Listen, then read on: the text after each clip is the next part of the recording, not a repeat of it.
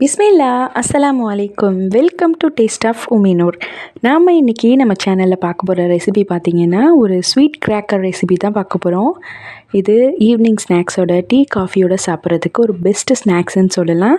இது ஒரு தடவை நீங்கள் செஞ்சு வச்சிட்டிங்கன்னா 2 மாதம் வரைக்கும் கெட்டே போகாது. ஸ்நாக்ஸ் பிரச்சனையே நமக்கு இருக்காது.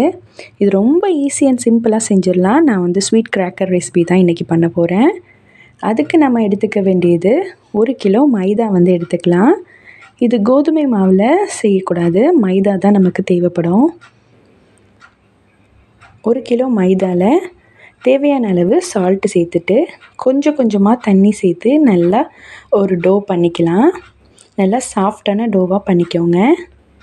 கொஞ்சம் கொஞ்சமாக நம்ம தண்ணி சேர்த்து நல்லா மிக்ஸ் பண்ணி விட்டுக்கலாம்.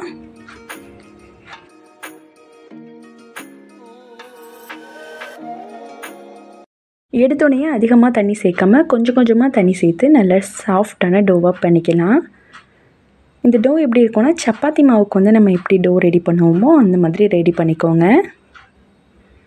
இந்த மாதிரி நல்லா சாஃப்டான ஒரு டோ ரெடி பண்ணதுக்கப்புறமா ஒரு 1/2 hour அளவுக்கு நம்ம மூடி போட்டு அப்படியே ஊற வச்சுக்கலாம். கரெக்டாக ஒரு 1/2 hourக்கு அப்புறமா சப்பாத்திக்கு நம்ம எப்படி பால் எடுப்போமோ அந்த மாதிரி எடுத்துட்டு நல்லா ரவுண்ட் ஷேப்பில் வளர்த்திக்கோங்க. இது நல்லா ரவுண்டான ஷேப் தான் நமக்கு வரணும் அப்படிங்கிறது இல்லை. ஏன்னா நமக்கு கட் பண்ண போகிறோம் அப்படிங்கிறதுனால எந்த ஷேப்பில் வேணாலும் வளர்த்திக்கலாம். ஆனால் நல்லா தின்னாக வளர்த்திக்கோங்க.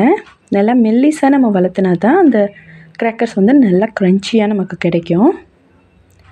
நம்ம சின்ன பிள்ளைங்களை வச்சுக்கிட்டு இந்த வேலை பார்க்குறோன்னா கண்டிப்பாக அவங்களுக்கு குட்டியாக ஒரு டோவை கையில் கொடுத்துட்டு இந்த மாதிரி விளையாட வச்சுருங்க.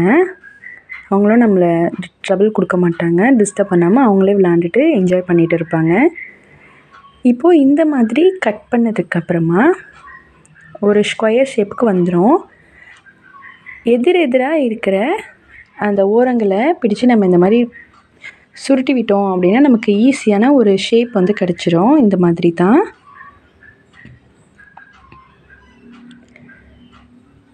இந்த சைட்லேருந்து இந்த சைடுக்கு நம்ம இந்த மாதிரி சுருட்டி விட்டுட்டு மிச்சம் இருக்கிற அந்த சைட்லேயும் அந்த ஓரத்தை பிடிச்சு நம்ம இந்த மாதிரி சுருட்டி விட்டுக்கலாம். ஒரு அழகான ஷேப் நமக்கு கிடைச்சிரும். இந்த மாதிரி எல்லாத்தையுமே இப்போ ரெடி பண்ணி வச்சுக்கலாம்.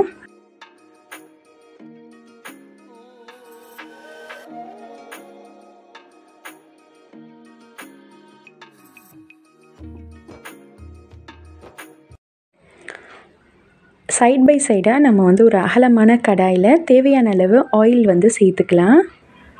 நல்லா ஹீட் பண்ணிக்கோங்க. இந்த மாதிரி நல்லா ஹீட் ஆனதுக்கப்புறமா ஒன்று ஒன்றையாக நம்ம சேர்த்துக்கலாம். ரொம்ப கேர்ஃபுல்லாக சேருங்க.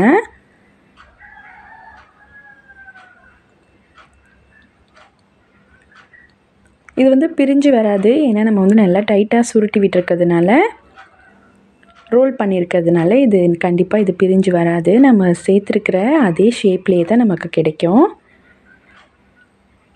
இந்த மாதிரி ஃப்ரை பண்ணிகிட்டு இருக்கிற அதே டைமில் இன்னொரு மிக்ஸி ஜாரை எடுத்து ஒரு 1/2 கப்பு சுகரை சேர்த்து பவுடர் சுகர் பண்ணி எடுத்துக்கோங்க.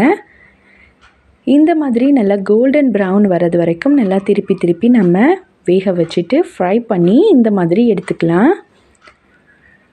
ஆயிலை நல்லா ரிமூவ் பண்ணதுக்கப்புறமா நமக்கு ஹீட்டாக இருக்கும் போதே, சூடு ஆறிடக்கூடாது, நல்லா ஹீட்டாக இருக்கும் போதே நம்ம ஒரு 2 டேபிள் ஸ்பூன் அளவுக்கு பவுடர் சுகரை கொடுத்து மேலே ஒரு சூப்பரான கோட்டிங் கொடுத்துக்கலாம். இது நம்ம டோ ரெடி பண்ணும்போது நம்ம கண்டிப்பாக சுகர் ஆட் பண்ணவே இல்லை. மேலே கொடுக்குற இந்த சுகர் கோட்டிங் அந்த கிராக்கர்ஸ்க்கு ஒரு சூப்பரான ஸ்வீட்னஸ் கொடுக்கும். ரொம்ப க்ரன்ச்சியாகவும் இருக்கும். கண்டிப்பாக இது முஸ்லீம்ஸ் வீட்டிலலாம் ஈதுக்கு ரெடி பண்ணுவாங்க. அதுக்கப்புறம் ஏதாச்சும் ஃபங்க்ஷனுக்கு கொடுக்கணும் அப்படின்னா இந்த மாதிரி ரெடி பண்ணி கொடுப்பாங்க.